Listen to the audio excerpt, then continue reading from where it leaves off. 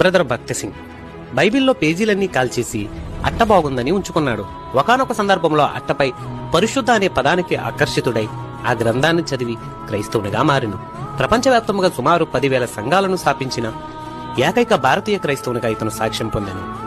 Brother సాధు సుందర్ సింగ్ ఒక నిష్టమైనటువంటి సాధువు.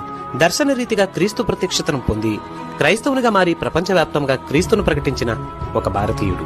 రెవరెండ్ ఆర్ఆర్కే మూర్తి నిష్ఠయైన బ్రాహ్మణ కుటుంబం నుంచి యోహాను సువార్త ద్వారా క్రైస్తవునిగా మారిన వ్యక్తి ఇతను. క్రీస్తు కొరకు కుటుంబాన్ని సైతము వదులుకొనుటకు సిద్ధపడినవాడు. బైబిల్ను చదివి ఆయన పలికిన మాట, బైబిల్లో తప్పులను వెతకాలని బైబిల్ చదవడం ప్రారంభించాను, కానీ బైబిల్ నాలోని తప్పులను పట్టుకుంది. ఇక పురుషోత్తమ చౌదరి గారు రోడ్డు మీద దొరికిన బైబిల్లోని ఒక చిన్న కాగితం ముక్క ద్వారా బైబిల్ చదువుటకు ప్రేరేపింపబడి క్రైస్తవునిగా మారాడు.